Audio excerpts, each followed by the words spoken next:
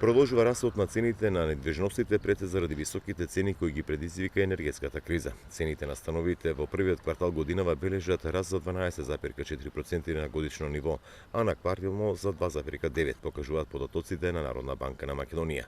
Во текот на изминатата година, постојано градежниците и продавачите на станови континуирано бележат раст на цените на становите.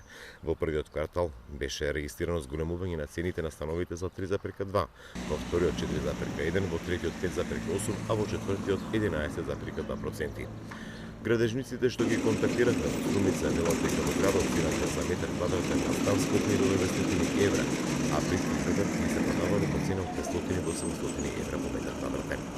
Растот на цените е резултат на зголемените цени на градежните репроматеријали. Сите градежни материјали се зголемени за 50% за разлика од пред кризата. Паралелно зголемени се режиските трошоци што условува зголемена цена на становите кои се во изградба.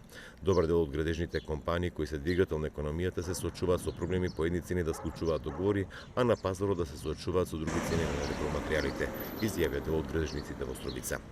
Извештајот на Народна банка на Македонија за монетарните движења во март годинава покажуваат дека кај одобрените стамбени кредити на физички лица е забележан месечен раст од 1,5%, тригодишен раст од 15,8%. Од вкупно издадени 250 одобренија за градба во март годинава, 138 се наменети за објекти за високоградба.